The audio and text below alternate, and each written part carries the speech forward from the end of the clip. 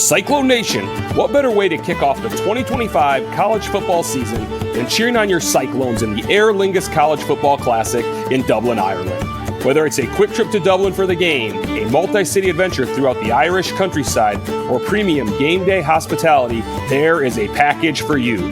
Visit cyclones2ireland.com for information on official travel and hospitality packages. That's Cyclones, the number 2, Ireland.com. Welcome into a Victory Monday. This is just a basketball Victory Monday. Iowa State swept the week. Do we call it a Victory Monday? If theoretically they were to go 1-1 at some point, is it still a Victory Monday? Sure. Yeah, it's a victory. As long as they won. Reminder once again that you guys come out on Tuesdays. I mean, we're recording. Yes, Aiden, I get it, but we're recording this on Monday is dead and gone and buried to all of our listeners. It's not to me. It's real to me. Damn it. This is Kickin It. I'm here. I'm Jeff Woody here with Grant Mahoney, and you heard Aiden already. He's a real boy. He popped in, brought the vibes down. We're, as always, brought to you by Kelderman Manufacturing, and we're going to need Kelderman to fabricate a ladder or like a slide for the jump, the chasm that I'm going to cross later today, because we're going to get into some real hardcore statistics once we start getting into the college football playoff stuff, kind of a recap of the quarterfinals. What are we jumping? I like the Grand Canyon with like a motorbike, but like just if it was a bike, you got to bring a lot of speed. I'm not going to have a lot of speed into this. So you want to climb a ladder vertically, get to the very top, so it's high enough to fall, so you land across the Grand Canyon. Exactly. I don't think that would end well. I don't know if you necessarily have Mario, like the Mario Donkey Kong ones, because you're just climbing up ladders there. You're not really moving ladders, but I mean, either way, I think Kelderman could probably make something that's going to be, across the Grand Canyon. I don't know if they make ladders, but they could. They could probably make like a cannon, yeah. Anyway, we can start with basketball, but I think that the thing that's nice about Cyclone Fanatic is that we can talk about it more or less like fans, and then the people that are more like Bloom and Williams are more plugged into it. Pop is really plugged into it. Like the Let Him Cook guys are more plugged into it as far as the analytics of it. And we're going to try and get some guests on. We'll bring the jackassery. Yep. So we're talking about it more as fans with a little bit of analysis in there. So we'll start with basketball and we'll move to the college football playoff stuff. I wasn't expecting, we know Iowa State's good basketball wise, but I wasn't expecting the absolute shit kickery that we saw on Saturday. That's the first time in a while, and I don't know if Baylor's fraud or if Iowa State's that good or both, but that was one of the more unexpected games that I've seen in a minute. I think Baylor was missing a guy, but I don't think it would have mattered. We also have to remember that Iowa State's really good at home. They haven't lost in, knock on wood, 20 since they didn't lose last year and they haven't lost this year. So 24, 26, I don't know, a long time. Yeah. Right. So I was texting a buddy before the game and said, man, a 9.5, 10-point spread, that seems like a lot. I could see Iowa State winning this by 8. And then, as the game proceeded, I was like, this is getting ugly. And good defense by Iowa State. Baylor wasn't making shots, but it also comes down to playing good defense. But also Iowa State was making all the shots. Not all the shots, but most of their shots. Yeah. And we can get into the nuts and bolts, but this team, I love this team. I love the team's constructed. I saw that Milan was on. Goodman? What's his name? What's the first name? Joe? Jeff? Who's Joe Goodman? I don't know. Jeff Goodman. Oh. Field of 64. Yeah. That's the network. Yeah, Field of 64. He was on their late night podcast. And they basically asked him, like, what's the difference between this year's team and last year's team? No disrespect to Bob Jones or Hassan, but he's like the bigs this year have like an offensive like presence. Like, Deshaun Jackson is down there, just dog. He's a big boy down there. And then you got Joshua Jefferson, who I think we've talked about before. I think is the best point forward we've had since Royce White, who is going to score for you, going to rebound for you, dribble for you, dish. He is the glue. If you're talking, we have glue guys, but he is the glue. He's the spine of the team. But that's what Milan said, is that the bigs this year have the ability to score more than the bigs did last year. Well, I think the thing that just having the bigs around, because that's really the main difference in the roster, like Taman and Brandt. I'm not only Brandt, but just the bigs generally between Jefferson, Brandt, and Jackson. Those three, you really the only other new person is Heisey, that as far as getting a substantial amount of minutes, because you have guys like Noyes who don't really play a lot. There's some rotational players that are new, but really like the backcourt is more or less the same. It's Gilbert, it's Jones, it's Lipsy, and Milan is a wing. So he's kind of between there. Those four are more or less the same. But then, you have Heisey that's different, who is a wing guard, like he's a big guard or a small wing, one of those two. But then it's the front court. But the thing that the front court does, talking about Milan was 4 of 7 from 3 because he's being guarded by a 3. Because now you have to have a smaller guy out on Milan who's 6'9", that he's going to be able to shoot over that person because they're going to be too busy trying to, whether it's get in passing lanes, whatever, or help down on a big because the bigs are so good. So there's just more open looks for the guards. And the fact that Milan defensively is guarding the flip side of that, he's not having to dig down and body up somebody who's 6'10", 260 pounds. He's able to guard a guard, which I think is more of his natural position. He can, the old dipsy-doodle. Yes. But that he can do that, but his best, I think his game is away from the basket, kind of as a stretch, and having those bigs, especially having 2 of them, allows him to play more of the 3, which then that's a horrible matchup for anybody because he's too big to guard with a guard and he's too fast to guard with a big. But defensively, then he doesn't have to match up with the big. So like the 3 bigs that Iowa State has, the fact that you can play Milan down at a 4 if you need to, if you want to play quote small, or you can play him out at the 3, and then you can put in Heisey if you want to be a lockdown defensive guy with a spot shooter. Like there's so many different things that these bigs with offense allow you to do. Yeah, and I think too, Milan, he talked about how last year TJ got on that he wasn't a very good defender, but he's gotten better at defense, and the defense was his weakness. And TJ told him, hey, if you want to play more, if you want to play at the next level, you got to defend. And so he has worked on that. He has improved that. But to your point, he's not guarding a big bruiser. He's not guarding a Deshaun Jackson Jackson type guy. He's guarding more of a Nate Heisey. Yeah, Nate Heisey, who I love Nate Heisey's game too. I love the way that TJ has, I've said before, the way he's constructed the roster, but also the way that he has subs. You saw Curtis Jones come in. TJ doesn't even need to tell him, all right, Kurt, you're going in. He knows okay, at this time of the game, I'm going in. I'm bringing the juice. Better 6-man, Tyrus or Jiggy? Jiggy. No question. Jiggy will win the 6-man of the year in college basketball this year. I feel that maybe it's just like an emotional attachment to Tyrus. The microwave, just instant heat, instant offense right away. I think Tyrus McGee might have been my first favorite Iowa State basketball player. Same with Deontay Garrett. Solid choice. Tyrus was because he was there at the same time I was. I didn't get to know him. I didn't cross paths with him at all. But he was, it was like Isaiah Brockington if he came off the bench. That to me is a better perimeter shooter. It's the kind of stuff where he doesn't need a good feed pass. He doesn't need anything. He's going to hit a step back 42-foot 3. That's what's going to happen with Tyrus. I feel like Tyrus and Naz and Jiggy are all cut from the same cloth, that whenever the ball goes up, I think it's going in. You just assume that it's going in. And when they miss, I'm like, oh, it's not like them. They'll make the next one. And I have no doubt in my mind that Jiggy will win the 6-man of the year in college basketball this year. But I think there's enough respect for Iowa State nationally that that's not an outlandish thing to say. Where in previous years, it's sort of those we know it's good, but you don't know it's good type things. And I've got my Cardinal gold glasses on, so I'm seeing this, but I'm not seeing a guy who plays for Georgetown every game. Yeah, and so it feels like there is enough national respect for Iowa State that, you read an article or CBS Sports or The Athletic or whatever, and they have their top 10 or their power rankings or whatever. And every time they mention this Iowa State team, they're like, they're ranked 3rd, and that might be an underrating. And to hear and feel that's the sentiment around Iowa State, that's kind of cool. The other thing that's kind of fun is when you look at the 2 games that were played this week, Colorado and Baylor, 2 completely different games. Baylor was essentially trying to win a track meet. You're trying to get up and down. You're playing good defense, but you're going to outscore them because your offense is working. So you're playing the game more to the style of your offense working with aggressive defense versus against Colorado.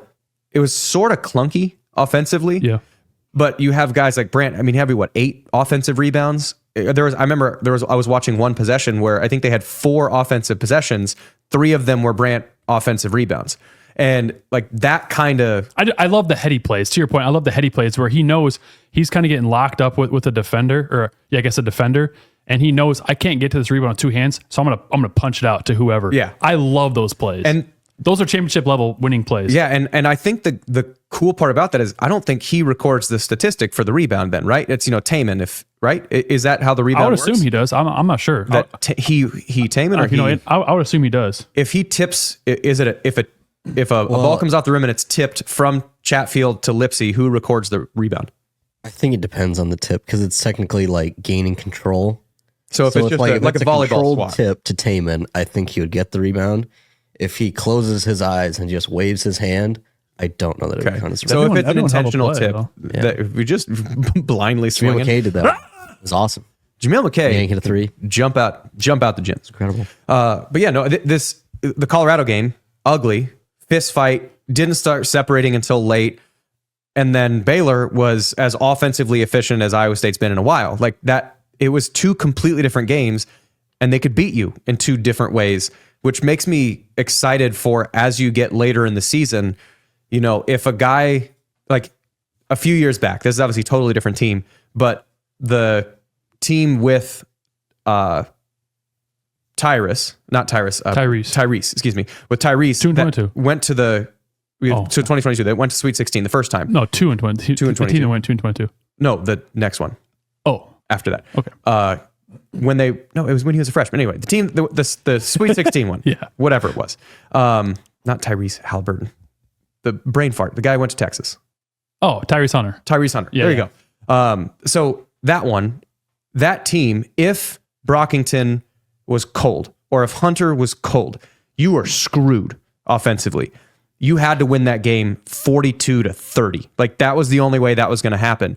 Come tournament time, matchups matter a lot for a team like that, or the Hoiberg teams. You're gonna need to win those games 94-85. Like you're gonna have to win that. Well, you run into a team like whatever, a fill in the blank offense at Baylor, like a Baylor offense that can score with you.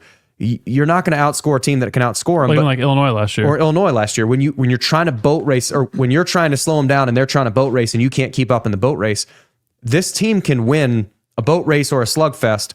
So matchups aren't, to me, as important because they can either take you out of the thing you want to do, like they did to Baylor, or they can jump in the boat with you and say, all right, you want to stand here and trade punches? Let's stand here and trade punches. And they can succeed well in both of those environments. So it feels like they're not going to go undefeated for the rest of the year, but the matchups with anybody are not bad matchups because of how versatile the team is. No, and I think too that the Baylor and Iowa State were the two top scoring offenses in the Big 12. And obviously, like I said, Baylor was without a guy, but still to hold them to 55 points is really impressive. And one thing we haven't really talked about too is that Taman, not that it doesn't seem right, but he's not his normal. Maybe he doesn't need to be. He doesn't need to be his normal. Like I'm going to go to the cup and I'm going to be on the floor and just throw my body everywhere. I wonder if he's still nursing an injury. I think he had at his shoulder. He had surgery in his shoulder in the season. So I wonder if that's still nagging him, or if TJ is kind of like, hey, we don't need you to be this guy, because Keyshawn's going in there and doing that. And so is Jiggy is doing more of that this year than he did. I mean, sort of towards the end of last year, he was doing that. Yeah, but kind of to your point too, that the way that Auburn got back in the game and beat Iowa State was that Iowa State didn't score for 4, 5, 6, 7 minutes, however long it was, which I think will be very rare to see this year. Last year and early on in the TJ years, they weren't very good offensively. And there are so many different weapons. You can have 5 guys on the floor at any time who could knock down a 3 for you, who could be your leading scorer. And so I think if this last game, Jiggy was off, but didn't need to be on because everyone else had stepped up. So I think the thing that's so great about this team and how versatile they are is that if someone is having an off night, we have so many other weapons that can pick you up and, okay, you're off. No worries. I'll pick you up and I'm on, or he's on, or, if you're not going to be making shots, dish it. Because we have so many guys who are versatile where they can dish it when they don't need to be, we don't need a logo 3 from Jiggy. Well, and I think the other thing is you have to have the team culture and the realization that that's okay. That it's a fine line, because with, I think it was Taman early last year, maybe, when teams would sag off him 12 feet and wide open 3. and he wouldn't take it because, his freshman year for sure. But last year he developed. Yeah, so I guess so they had freshman year. it. So freshman year, that's what I was talking about, where teams would sag off and he wasn't shooting because he was looking to pass or looking to defer to somebody else, which is probably scared shooting a three. Yeah, which is probably it's too far in the direction of being a teammate. Like if that's possible. And then the other side of it is, someone who's taken 22 shots a game, regardless. Like what is it, Agbaji, the guy who played for Kansas when they won the title. I forget his. I think it was Agbaji. But anyway, I think you're butchering that, but I think I know what you're talking about. But anyway, he was a guy who was a volume shooter, and when he was on, it was awesome. But when he wasn't, he's still taken 16 shots. And you being unwilling to facilitate.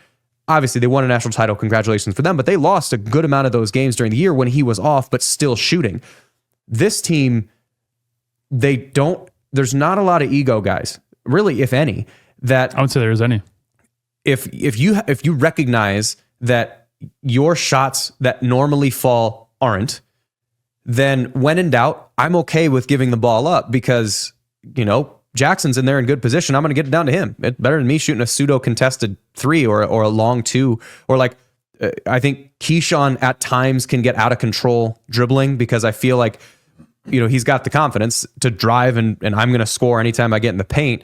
And I think that's one of the things that's happened also since Auburn that's gotten better at is him trusting that his teammates are going to be in good positions, that he can just get it around and not have to get too ball dominant.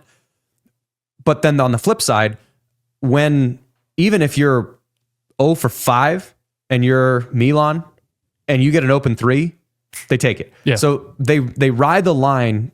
All of them seem to ride the line really well between being a teammate and accepting that someone else is having a better day and get it to them, but also not being so deferential or so lacking confidence that if there is an open look and it is the right decision to shoot, that none of them are afraid to make that shot. And that to me is sort of the aura that this team is giving off, is that there's nobody that's afraid to shoot, but there's also nobody that needs to. And the guy that first comes to mind when you say that is Heisey, that he doesn't need to shoot. I think he's brought in for his defense, but I think he was UNI's leading scorer, so he can stroke it. And you'll see him whenever someone drives and they dish it to him, or he has like an open-ish shot, he'll take it. And I want him to. I think he's made them. He's got to be in the 40% and 3-point range, right? I'm not sure where he's at. Hayden's going to look up the stats, but he's got it. More often than not, I feel like he makes that shot. Yes, but also he's not going to take 8 threes a game. So put up your 1, 2, or 3 threes a game. If you miss it, oh well, it's one possession. Maybe don't take it if it's the last second shot unless you're wide open and we need you to. I don't know. But I love how the guys know their roles on this team, and you can think about 5 or 6 different guys on the team have had their games. The Colorado game was the Brant game. Milan had a great game in Maui. Joshua Jefferson almost had a triple-double. Keyshawn has had his games. Jiggy has had his game. You go down the list and everyone has had their games. So how do you defend this team? Yeah. So Aiden pulled it up. Heisey right now is 35% from 3. Yeah, so 35% on only, I think, 1.5 attempts per game, which is... Scroll down just a smidge. 7 of... About right where you want him. 7 for 20 on the 7 for 20. total. I'm fine with that. Yeah. I mean, so he's 7 for 20. That's still good enough that he's on your scouting report. If you see him in the game, you have to respect him at the 3-point line. Yeah. For that. Because if he goes, 8 for 21, are we 40% at that point? I'm bad with numbers, Jeff. Almost. This. I mean, one more. 9 for not 20, quite. 9 for 20, just shy of. Whatever. But you're still you're flirting with, because of low volume of 3, you're flirting with being a 40% 3-point shooter already. You got to stick with him. Let her fly. That's what you saw I say in high school. He's like that? Yeah. Let her fly. That was me on the bench. That's nice. Yeah. That's nice. No. And then in there, that's a, let her fly in there. I was just that annoying guy on the bench. All the time? Yeah. Up 29. Oh yeah. Even against a 1A school. Even in JV game. I mean, we just kicked the shit out of teams because our JV team could have probably beaten a lot of varsity teams. We won state my junior. We were good. And we would just dick around, not quite Harlem Globetrotters behind the back, hitting passes off your elbow. But we would dick around and beat the shit out of JV teams and have fun doing it. Just let her fly, put it up. I would have hated you. Our 6'10", so much. Our 6'10" center who had no business shooting threes. Put it up, Seth. I would have hated you guys so much. Yeah, we don't care. We'd have beat you by 30. Yeah, I'm sure you would have, but I would have not. I've been seething. And then the I would have been entire time. guarding you, and the entire time I was guarding you, I would have been pulling your shorts down just a little bit. Just a little bit here and there. A little bit here and there. You go for a rebound, boom, shorts are down. I didn't talk. That never happened, but I did tug on shorts a lot. I was an annoying guy. Yeah, I believe it. That tracks. I mean, if I can't beat you with my athletic ability, I'm gonna get in your head. He's just going to be shisty, just shisty. I think we've talked about it on here before. I feel like I'm more confident in myself than I like now as a 34-year-old than I was as a 20-year-old, which I think most people are.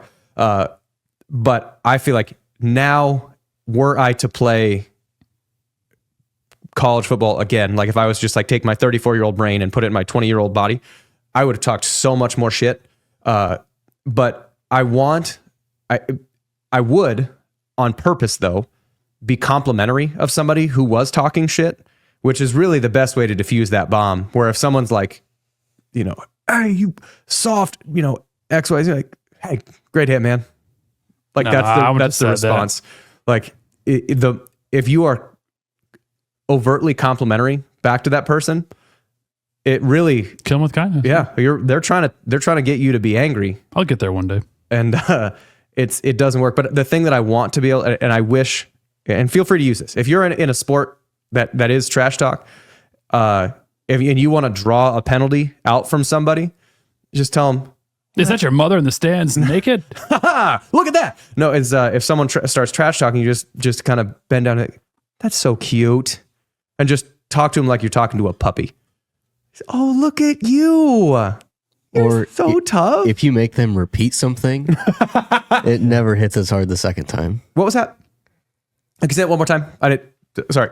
Yeah. Or me and my friends, we would not talk trash to the other team. We would talk trash to ourselves. So like, there's a team that we were playing in football that was supposed to beat us, and we beat them by a lot. And we were like, these guys were supposed to be good, right? Like, where's that good corner that's supposed to be guarding us all night? Like stuff like that. Or like, I remember they had like an 8-yard punt.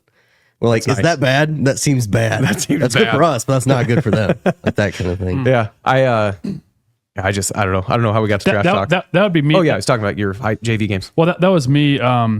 Intramural football. So when I was done with football, I played intramural football, and I would. Is that flag or? Yes. Okay. And we went undefeated. And I mean, I'm not going to toot my own horn, but I was an athlete. I mean, I played 4 sports in high school, and the teams in Does backgammon count as a sport? that was my fifth. That was my fifth one. I was also in chess club. No, I was not. What I was though. But I would in intramural football, we would just boat race these teams, and there was one team that was full of referees that thought. I mean, they had the wristbands, they had the headbands. They thought, referees are the worst. yeah, we're gonna run these guys, and we smoked them. And then they went to the head ref and said, "Hey, this guy can't be on intramurals. He's a football player." I said, "Guys, I'm a kicker. Like you guys just got beat by a kicker. Like if you guys are down that bad." But I guess to your point. In the championship game, we played this fraternity. I'm not sure who it was. We played a fraternity, and I was just in the end zone, double teamed. I would say verbatim, "Throw it up. These guys can't guard me." And they would. We'd throw it up, and I would catch touchdowns. And the other team That's would impressive. get so Though. That's pissed. nice. That's nice. Yeah. I think the funnier part of trash talking is when someone trash talks in a situation when trash talk is so obviously not relevant for that. Like, there was a clip that I saw today where I think it was the Commanders versus whoever the Commanders played. And Marcus Mariota, it was a zone read. And I think they're playing the Giants maybe. But Marcus Mariota on a zone read fakes the handoff to the running back. Running back dives into a pile. The safety, it was the Titans. The safety for the Titans celebrates 4th down, like puts his hand up in the air, 4th down. And Marcus Mariota runs right by him with the ball. So those situations, like the trash talking, when it has absolutely no bearing, like another one When the quarterback overthrows the receiver and the cornerback's like, yeah, does the you didn't old, do anything. You didn't do anything. Or a tight end catches a pass on 3rd and 9, gets 7 yards, gets up and does the first down. Like, You're but short, buddy. you're not even like, that's not even defensively close. Like it's just, that's way off. If I were on offense, I would do it every time I got the ball. Like Just- 3 yard out on First and 2nd 10. 15.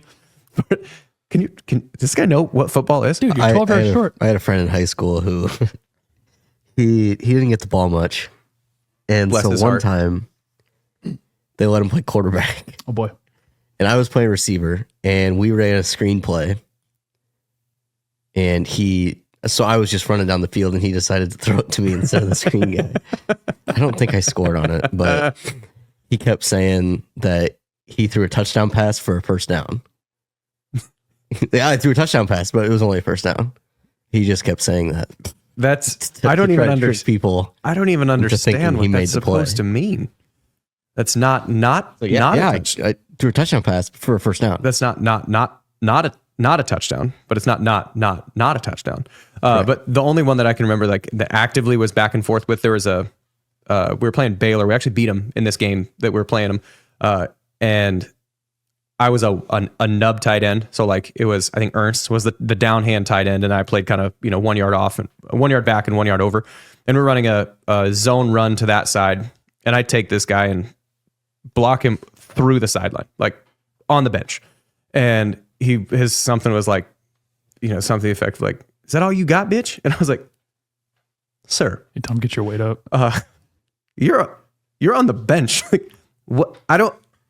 What do you need? What more do you want from me to be a satisfactory? You just got blocked 14 yards backwards off the field. What are we doing?" So those situations, I don't know. Then you toss a cup of Gatorade at him and say, Here's hydrate up. Get your hydration up. Yeah. Water boy.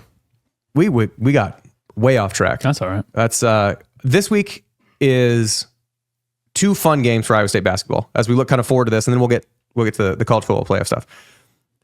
One thing on basketball, quick. Let Him Cook coming out on Thursday. Thursday? Week.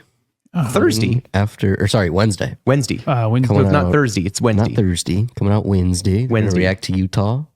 All that Good stuff. Good. Is Utah good? No. The women's team, they are good. Men's team, no.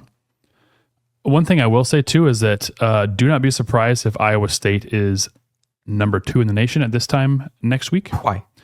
Because number 1 Tennessee plays at number 8 Florida tomorrow, Tuesday. So when this comes out, We're going to tonight. get low. Yes, and Low, Florida low. just lost to Kentucky In apple bottom jeans? 100 to 106. Their last game, so They spun their world right round. yes, it was an away game, so now they're coming back. But off of a loss, they're pissed. Tennessee may lose. Third Flow Rider reference. I don't know. Either way, you're going to be keep it up. You're going to be a 1 seed. But this week they have Utah at home, which they should be able to handle business if they put their nose down, and then at Texas Tech, which I don't know enough. I'm still in football mode. Like I haven't paid enough attention to the rest of the Big 12 to really know much. Like even Kansas, I peripherally know what Kansas is about, but I haven't watched any Kansas games. So I watched Kansas Duke, like the last half of it, because I think it overlapped with one of Iowa State's Maui games. So like I watched some of it. So I just don't have enough of it. So this is sort of the season where normally the NCAA, the football championship would be like today, like sometime in the next 2 or 3 days, and then football's over, close the book on college football, move to college basketball, keep the NFL in your head. After the Super Bowl, you then get March Madness. After March Madness, we're into the Masters and like baseball's after that. And it's sort of like the natural rhythm of fandom would be normally now's when I kind of lock into basketball. But because there's still football going on, like I haven't paid as much attention to basketball. So I will say that Texas Tech is good. They just beat Utah by 28 points at Utah on Saturday. So they're good. Didn't you say Utah stinks? Utah stinks. Yeah. So isn't that like if you beat a team that stinks? But you playing at Utah, that's still impressive. Beating a team by 30, but I think the real test will come Tuesday. Texas Tech plays at BYU, which BYU is good. But then Iowa State, Iowa State travels to Texas Tech, that's a tough place to play. United Supermarkets Arena seems like a dangerous place. That's a tough place to play. I don't think Iowa State will lose, but I could see it being a closer game than what it probably should be. But no, to your point, I would expect Iowa State to beat Utah by 20. And then plus. Is it next Wednesday when the big one, which is KU at Hilton? That is going to be a show and I think it's a Wednesday night. That's going to be the only thing that's on TV. I bet that TV number wise, because that's probably going to be, is it ESPN? Is that going to be their Yeah, ESPN 2. efforting? ESPN 2 ESPN right 2? ESPN 2 right now. What in the hell is on ESPN 1 if number 6, number 5 Kansas? They're 11. No, okay, 11 Kansas at 3 Iowa State. What's on ESPN 1? If that's ESPN 2. Couldn't tell you. It's like Duke, North Carolina? Is that where you're competing against? Here's the full slate. Look if we can find the ESPN logo. ESPN Plus, ESPN Plus. ESPN, There's got to be something we're There's missing. nothing. There's no college football or no college basketball. What's on Big ESPN then? If there's so Aiden's got all the basketball games. That's when finals for the dog show. I watch dog. Don't talk trash about dog shows.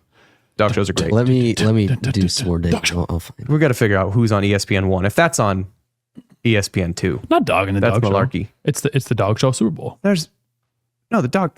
I'm just kidding. The Puppy Bowl is great. Yeah. Dog shows are great. I'm just messing with usually you. it's Just being a dingus. I don't know who's on ESPN. the dinguses.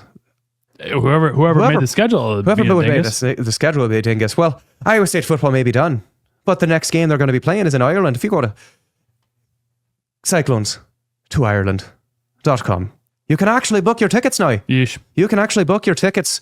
It is officially 2025. You can book your tickets to Ireland for the Aer Lingus College Football Classic. Don't be a dingus. Book with Aer Lingus College Football Classic. Cyclones to Ireland.com. Find the new Iowa State offense without Higgins and Noel. Jalen Higgins. It's a very leprechaun-y name, even though he's 6'4" and very much not a leprechaun. I seen that leprechaun in the tree. You showed us that video. If you haven't, please I would imagine just Google like leprechaun news report and just hit enter, and it is worth every second of your time. Yes. Okay. I mentioned the Kelderman.com bridge that we're going to have to cross, right? Like, so I was watching Notre Dame. Obviously the college football quarterfinals. All of them had some different aspects that made a game interesting, right? Like the Texas-Arizona State game, that was what?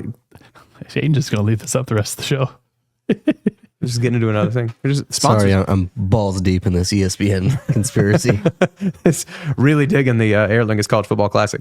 No, anyway, so like every one of those games had something that was interesting about it, really, except the Ohio State-Oregon game. That was really the only one that was sort of like, that was a good old-fashioned ass whooping. I think it was 35-7 at halftime. It was ugly. But other than that one, every one of those games had something interesting to it. And I was texting with Spears, Arnaud, and A-Rob, the kind of the group checks that we have, which is primarily just kids and football. That's pretty much it. And Spears said something to the effect that Riley Leonard, the quarterback for Notre Dame, he's like, their quarterback stinks. He had 80 passing yards or something like that. Hot take. Well, and that got me thinking. There's a lot that we've talked about already this year regarding Iowa State that you can apply to other games. So one of the things that we try and do on Kickin' It is that the value of special teams to a game is so much bigger than what people think that it is. And I think the reason for that is because people are really bad at processing non-immediate returns. So like, let's say, so there's a game that my wife and I are like a board game that my wife and I are playing right now. Have you ever played Ticket to Ride? Or Yeah, heard of Ticket great to Ride? game. Okay, so Ticket to Ride. Explain the general premise of Ticket to Ride if you can. Nope. I've only played it a couple times. Okay. Anyway, I can. You ever played? You basically want to it? get to. You ever played Ticket to No, Ride? but I've gotten to the bottom of it. There's NBA on. Oh, frickin' NBA. guess- Who cares? You basically I guess want to. that's king. You basically want to go from Dublin to Amsterdam. But I don't remember how. I've only played it twice. Okay. It's been a couple years since I played it. Great game though. So anyway, you have I'm going building this side of the bridge to get to the other side. So in Ticket to Ride, the general premise, and the reason why I'm using this as an analogy is literally I was playing this like 2 hours ago as my daughter was taking a nap. Let's say you need to get from, I don't know, Denver on the USA game. You get from Denver to Kansas City. And in order to get there, you have to play 4 yellow cards to get there. And then you have to get from Kansas City to Duluth, and you got to play 4 green cards to get there. Well, you draw cards. You can either choose to draw a card or put your cards down. It's those kind of your choices. Well, if I have 4 yellows and 4 greens, then I could get both of them done. They also have a card that's a rainbow card, which it can be any color. Wild. So if I have a wild card, so if I have 2 yellows and 2 rainbows, then I could make 4, the equivalent of 4 yellows. So one of the things I was trying to think of a way like how to communicate that people are really bad at processing the value of something that's not direct. So let's say I need 4 yellows and 4 greens, and I've only got 2 yellows and I've got 2 greens. Go fish. Go fish. Okay. Then I draw a rainbow and I draw another rainbow. So, all right, I've got 2 of each, 2 rainbows, 2 yellows, and 2 greens. So I theoretically could make one of those 2. Every card that I draw that is either yellow or green is the same as the other one. Because if I draw a green one, if I was allotting one of those rainbow ones to my green route, I can say, hey, I don't need that rainbow over here. I can put it somewhere else. So when you draw either of those 2 cards or a rainbow, it's all the same card then. It's the same value. If you're looking at it as you've never played that game before, you might be like, I need 4 green ones. I need to keep drawing until I get a green one. Well, if you draw a yellow one, you just move the rainbow one over there, and it's just an indirect way of getting the exact same thing that you want. Yards are just yards in football. It doesn't matter how they get there. And honestly, yards don't really matter. You need to get the ball in the end zone. However you get the ball in the end zone, that's how you score points. And honestly, points don't matter. Margin between how many points one person scores and how many points the other person scores is literally the only thing that matters. Do I score more points than you? How many different ways can I score more points than you? That's the main objective of football. And that's why there's a bunch of statistics that exist to try and quantify what is the most important thing here or there. And that's why yards and fantasy and betting, that has made yards more important. And even touchdowns to an extent. Touchdowns become, quote, more important. And it's obviously points. You need to score more points than the other person. But if I win the game 6-3, I still win the game. If I win the game 72-70, I still win the game. It doesn't matter. Shout out Baylor. Shout out Baylor in 2011. They would score so many points. But with special teams, because it's not an obvious yards or touchdowns, most of the time, people can't process the fact that it is vital and important and helps in a substantial way to actually winning. So back to the quarterfinal games. And before you say it, I want to say that is why Bill Snyder was so good at Kansas State, because they were so good at special teams.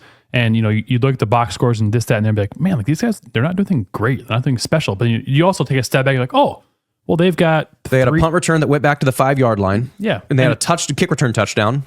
Yeah.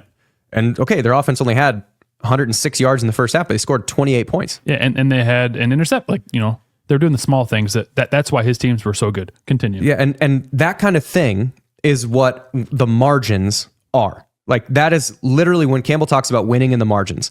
And so there's a few different. And I would say it was generally pretty good.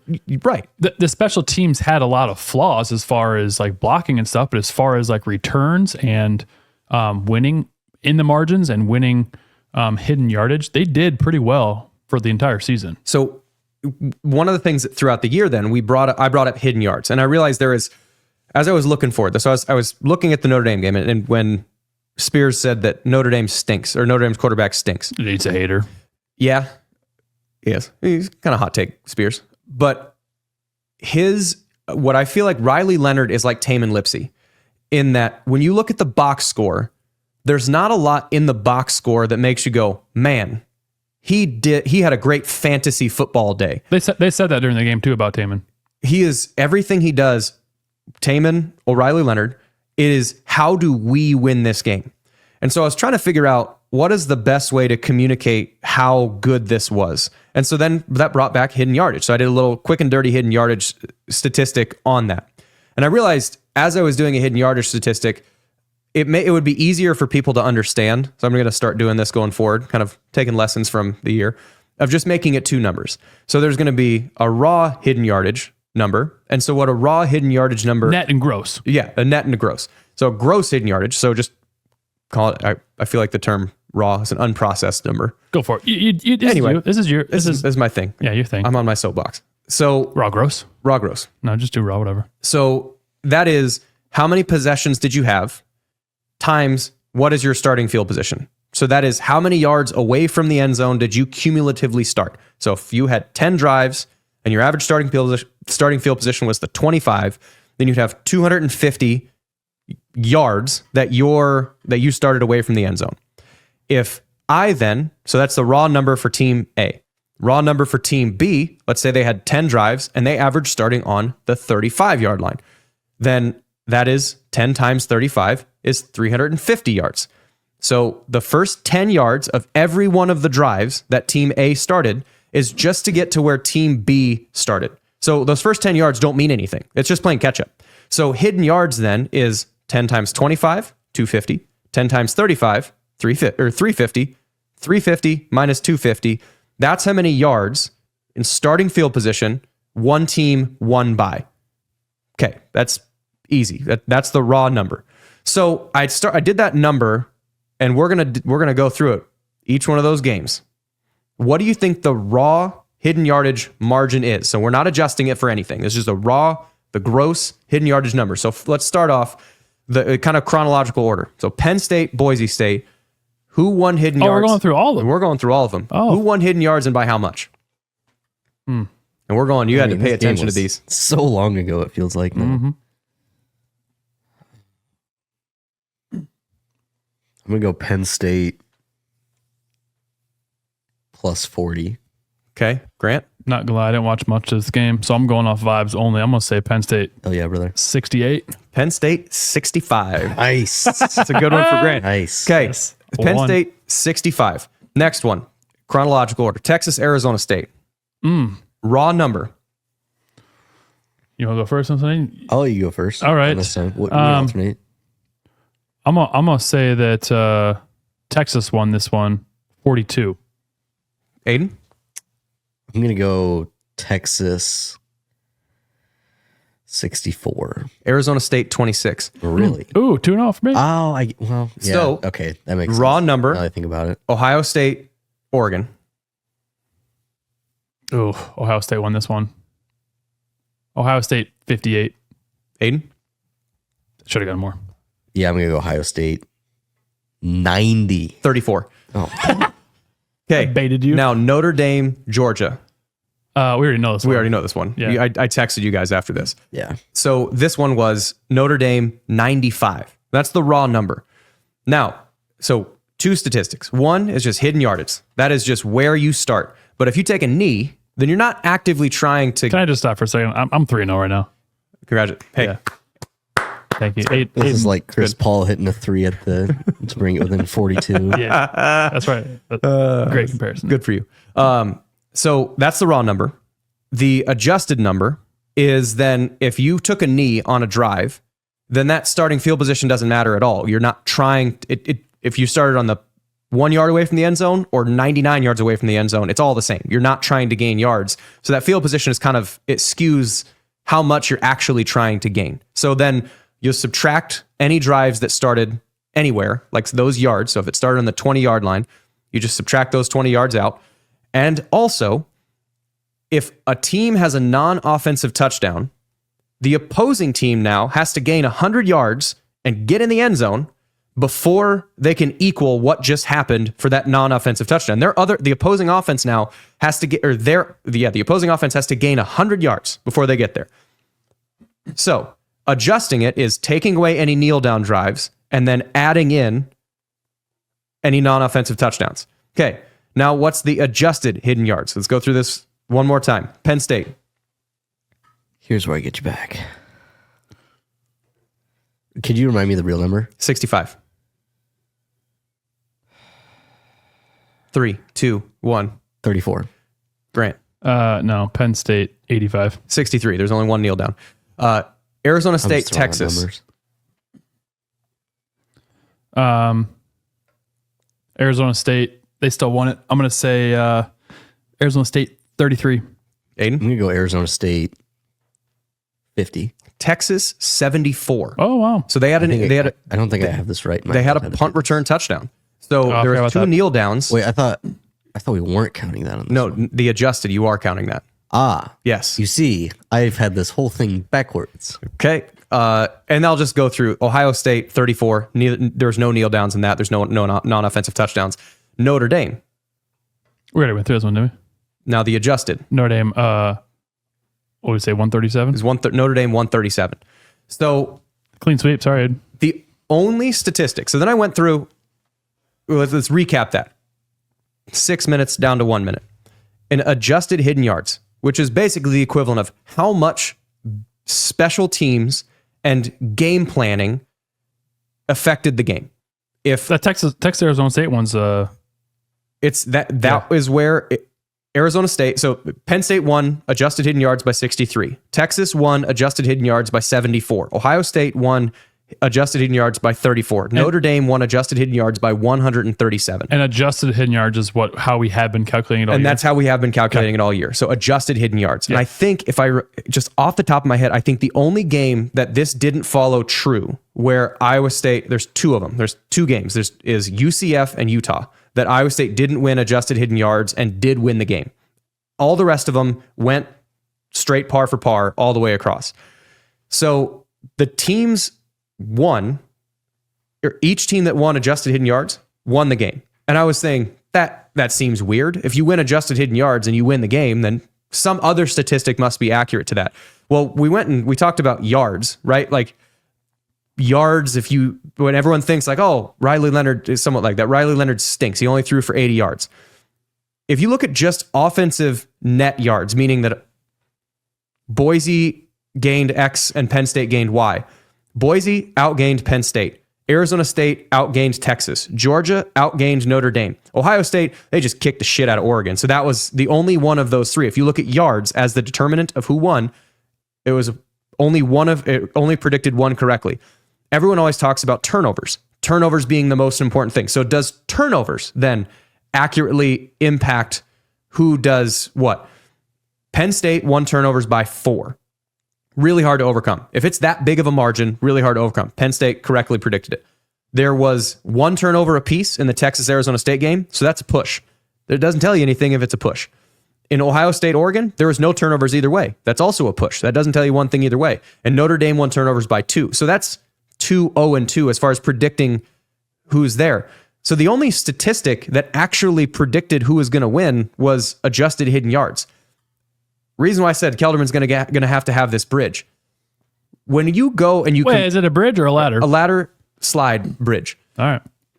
When you go and actually compare how a team did, a lot of the feeling of the game is in something like adjusted hidden yards. Because if you looked at who won, now Texas winning adjusted hidden yards, the only reason that it felt like when you looked at halftime, they were up by a bunch. The only reason why is because they had two big plays and a punt return touchdown. And that's it.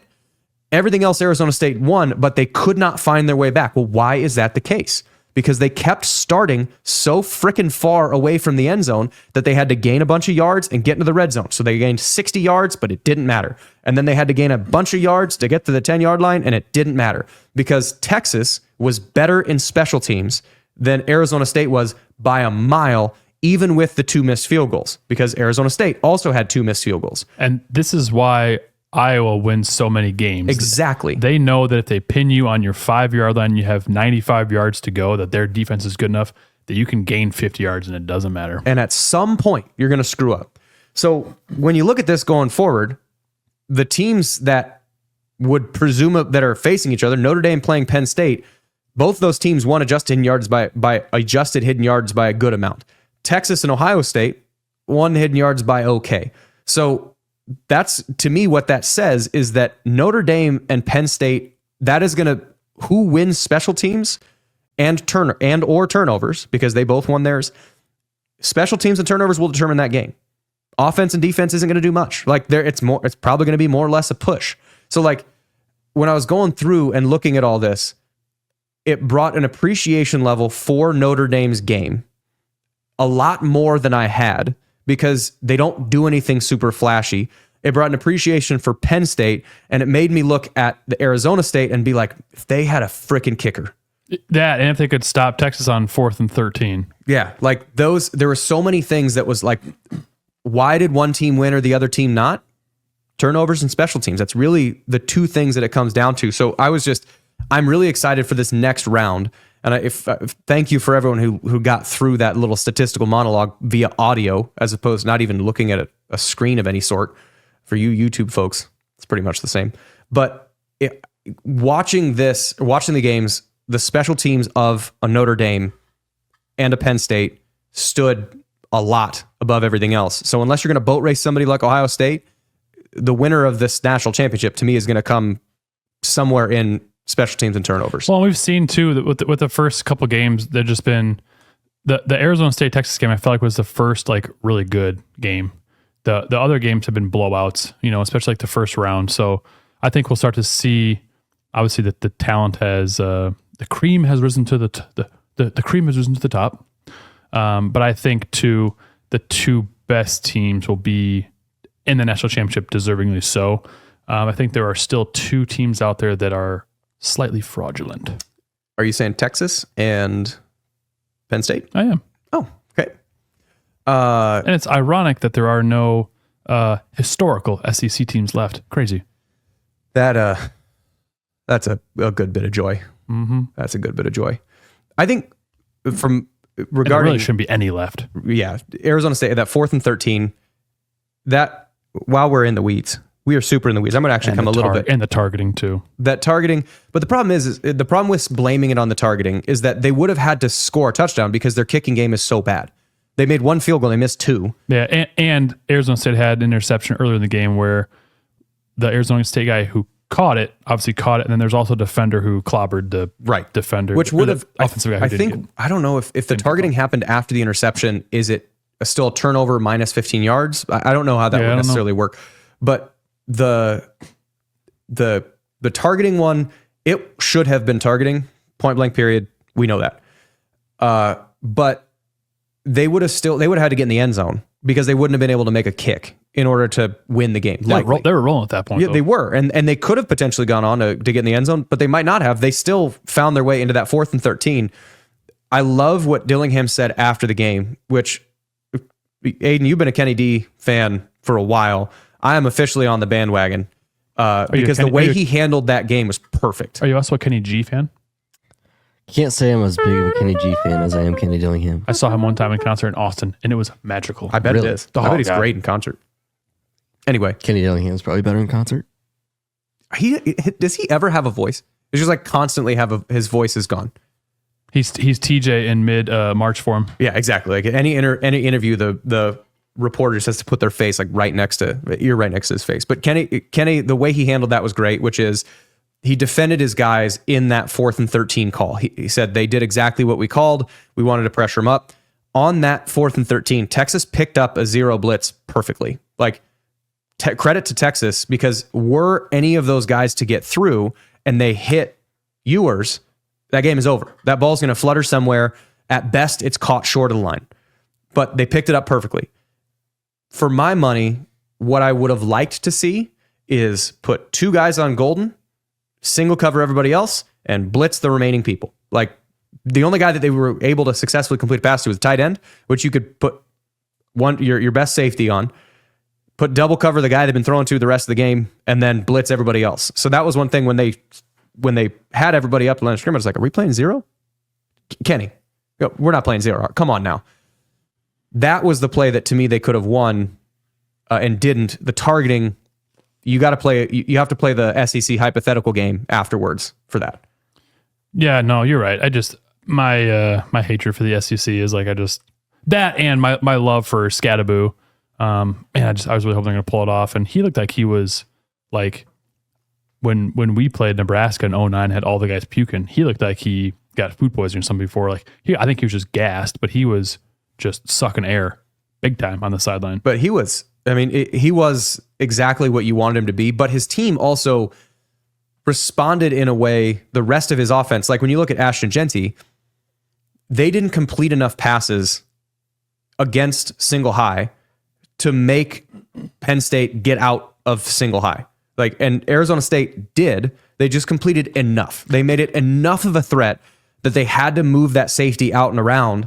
And when they moved him out and around, that's when Scadaboo started to find some space. It's such a testament to how good of a coach Dillingham is, and 100%. and Hines Ward, even, because they were missing Jordan Tyson. Yeah, their top receiver, and you never would have guessed it. So I don't know. I wanted to see Arizona State win, one, because I'm a big Scadaboo guy. Two, they're a Big 12 team, but also I wanted to see them, like I wanted the nation just to continue to watch Scadaboo, so they could just, if you haven't seen him, just for them to have their love continue to grow from him, because he's fun to watch. I mean, He is. He threw a touchdown. I mean, come on, what a ballsy play. Yeah, but a fourth and what? We have some breaking news. He's so Jordan Tyson. Jordan Tyson coming back to Arizona State. He's back next year. Arizona State's probably got to be the favorite in the conference next year. well. I mean, I think They lose Scadaboo, but they return Levitt and Tyson, and they got a guy, and they from have US Kenny Dillingham. There's something crazy, like, sorry to interrupt you, Grant, but I think they've lost 0 starters to the portal and like 2 guys that were on the 2 deep or something. Yeah, Unbelievable. Arizona State. I mean, but one of them is Scadaboo. And I don't know. Yes. Yeah, I don't know how. Which is a big piece. It's like the Bulls have returned everybody on offense from their 96 team except Michael Jordan. Yeah, but they still had Scottie Pippen. And they did not win a title. You're right. They had B.J. Armstrong at one point. But what I was going to say is Scadaboo obviously is gone, but they have a guy coming in. He's already there. I don't know if he was hurt this year. He didn't play because Scadaboo is such a dog. Raleek Brown, who was like one of the top running backs in his class, went to USC and is transferred to ASU. So I don't know what his deal was. So they have guys in the wings. But also Dillingham, you see that with Iowa State, where he is I think he's your age. He's 34, 33.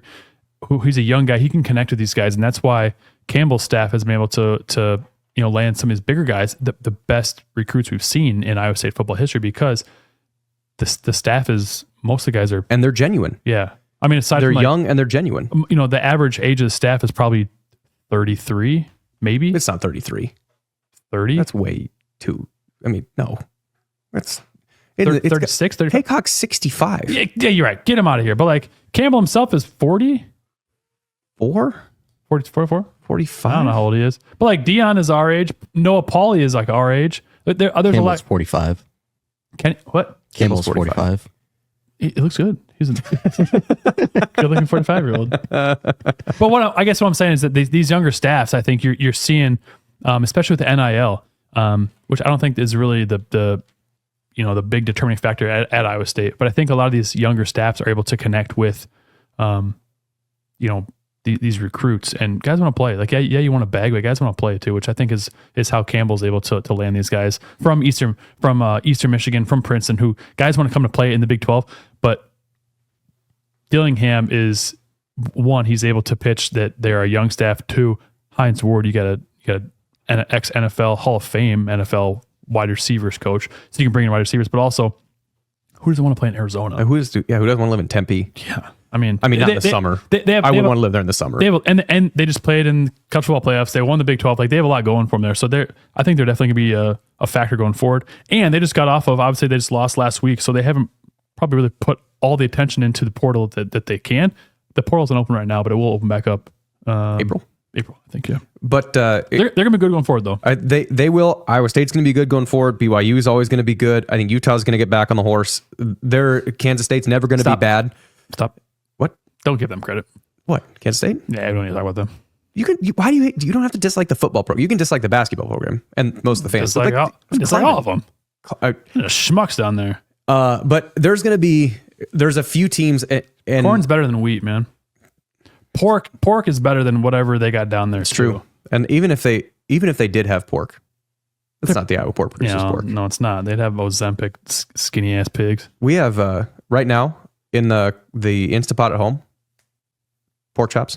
Oh, gonna put them in the KitchenAid. Just Instapot with some chicken broth, just pork chops or tenderloins, and then put them in the KitchenAid mixer. Automatically shredded. Takes about 25 minutes. I thought you were making like a puree. I was like, oh, you guys feeding toothless people? I like to drink my pork through a straw. Don't need your dentures for this one. You don't. Come on, Nana. Get that with the side of lima bean casserole. Yeah. Did anyone figure out? I mean, it was just casserole. It's just casserole with lima beans. That's pretty much it. Just flavored mush. No, I think to kind of, I feel like we can end the show because we're an hour in. Oh, we sure are. But the thing as far as the playoffs that I have enjoyed the most, it is confirmed the thing that everyone except SEC homers, which the national media had been SEC homers, everyone except SEC homers, every other conference, every other school, y'all aren't that much better. No. And that's it. Like, Yep. It's not saying that, like, when the arguments are made that, a BYU should have been in over SMU or whatever, Indiana, like whatever that argument is, it's not saying the Big 12 is better than the Big 10 or that the Big 12 is better than the SEC or the ACC is better than whatever. It's that no one's that different. That's the thing. It's that the playing field is fairly level. And even if you look at bowl results and the ACC was bad in the bowl results, let's see what happens next year. They might be back to normal, but it's just everyone's fairly even. And I think you're going to see that more and more with NIL because guys who are, third string at Georgia, they don't want to sit on the bench. Yeah, it'd be cool if you win a national championship. They want to go and play. There's a kid who was a top 4-star quarterback, committed to Oregon, was there for a week. He was there for a week while Oregon prepared for the CFP. I'm sure he saw Dante Moore there, who was a young freshman quarterback at Oregon, and he thought, I'm not going to play here.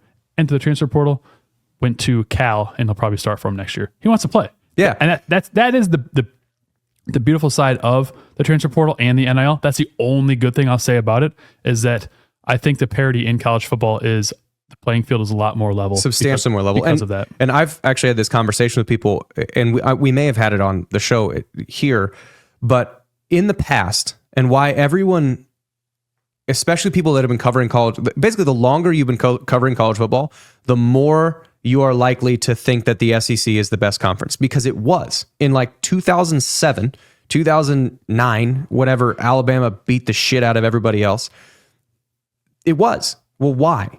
Well, if you're going to play in the NFL, if you're a kid, if you're an 18-year-old, and most people, whether they're coming from lower class, lower middle class, upper middle class, very few people are coming from like the upper class to go play college football.